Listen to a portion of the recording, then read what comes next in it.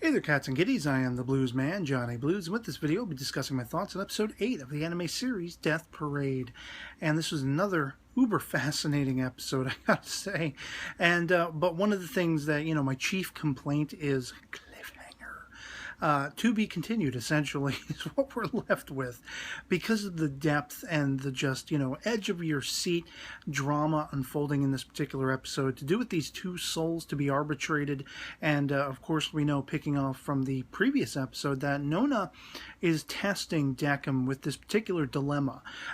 It seems that one of these two souls, set up for arbitration is a killer, is a known killer from the start of the episode, and of course as we go through the motions of them playing air hockey and such like that in this particular episode, we end up getting the revelation by the end that the same can be said for both characters, essentially, as revealed through the memories as exhibited and experienced by Onna in the episode, which was a shock and surprise by the end, of course.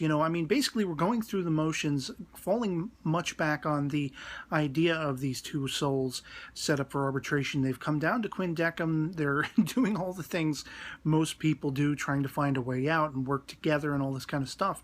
And you're not quite sure what's going to happen between the two of them. Knowing that one of them is a killer, my first impression was the guy, the older guy, he looks like he could be Yakuza or a mobster, but actually we find out that he is a detective. And I found that quite fascinating, especially with the fact that looking at these two, I was thinking the most obvious would be the older of the two, being a killer and such like that. And so I gravitated more toward the kid, thinking, well, maybe the kid killed somebody, because you're thinking, who is the more innocent? Who is the least likely to be a killer? And so I'm kind of looking at him, and then you see him off in the bathroom. He opens his duffel bag, and he's got a bloody knife, like one of those Psycho knives, from Alfred Hitchcock's Psycho, bloodied, towels sort of wrapped around it in this duffel bag, and he doesn't even know that it belongs to him. Whether it does or not remains to be seen, but he's carrying it around for whatever reason. And so both of these characters are offset from the get-go. They want to try to make sense of what's going on. Very reluctantly, this detective is like, I'm going to remember this to Decim, we'll play your game and whatever like that, but just remember, I'm not going to forget this. Kind of warning toward Decim and everything like that. And I thought it was interesting how some of the dialogue between this kid and this detective, talking about the detective can get a bead on people by their eyes, whether they're lying, whether they're being truthful. And at first he seems to feel that Decim is not lying. He's, being honest and all this stuff. But then he talks about this idea of not being able to read emotions off Decim. And we know from, Nona, that she has imbued Decim with emotions. And it was something I was pointing out in the comments on my previous episode discussion video, that in this scenario, the one who seems least, exhibiting emotions is Decim. He seems like a Vulcan, like Spock from Star Trek, like a cold, calculated computer in a sense. And he seems like, he's drawn toward the Onna character for her being very forthright with emotion and feeling things and sensing things. Of course, we know there's more going on there, that he can't quite judge her and all that kind of stuff. But he ends up saying in this episode to her that, there is no one who cannot be judged. And I find that ironic, because there is Onna, standing next to him being told this, and she is the one person he can't judge. But as I say, from Ginty to all these other inhabitants of Quinn Decim, or whatever this realm is to be known as, everybody, Nona, even, Oculus, the old man, they all seem to exhibit emotions. They all seem to be lively. The only one who does not seem to be is Decim himself. And to hear this detective say, he can't read emotions off Decim, it seems to solidify that idea. Well, then what the hell's going on if, in fact, Nona has imbued him with emotions? Could it be that Decim is actually a pet project of her own?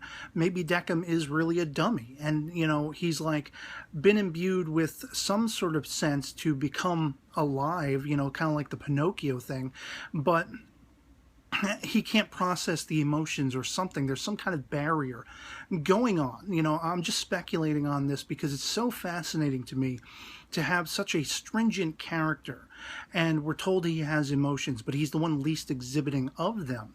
And then, of course, you know, revolving around this detective and this kid, we find out that both of them, it feels almost as though their stories are interconnected. Through the playing of this game of air hockey, find out that the detective had come home and found his wife apparently brutally murdered, and he is seeking a level of vengeance. We see calling back on, you know, he became very obsessive in the workplace as a detective.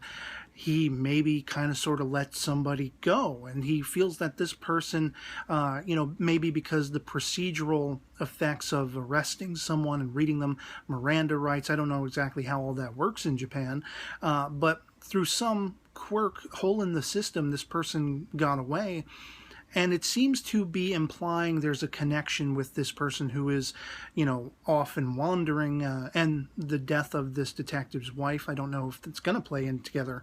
But also the memories being revealed about this kid. You know, he was very, after the loss of his parents, protective of his sister, something I can highly relate to if you've been following my videos for a while. My sister and I lost our parents early in life, and I became very protective of her, became her, you know, legal guardian and stuff. And if I had walked home and gone into my apartment and found my sister beaten by somebody, I'd probably be out for blood, much like this character seems to be. You know, I don't know exactly, because we end on a cliffhanger in this episode. I don't know whether both of these characters' paths intertwined. Were they going after the same person? Or we're going to be revealed to the fact that one or the other of them is actually the killer? You know, this kid with his innocence, could it be that he killed the person that the detective was after, and maybe the detective got killed in the crossfire? Perhaps this kid, because we hear him talking about the police would not do anything in this episode to go after the guy who assaulted his sister. Maybe he was seeking blood for the detective that let this guy go. This very detective in Quindecum right alongside him. Maybe he went to the guy's apartment, ended up running into the wife, and in a heat of passion and frustration, maybe she was calling for help, I don't know. Maybe he brutally murdered the detective's wife, looking for the detective. And then these two characters coincided, conflicted, because there's that moment where you see them walking on the street. They their first memories before coming to Quindecum, when they're asked what are the last memories they have before being there, they both seem to be walking on the same stretch of road. And I wonder, you know, is this how it's all going to play together? Are they really that closely intertwined? Remains to be seen. It could go any number of ways, but I find it highly fascinating and more than just a coincidence, especially with how Nona set all this up.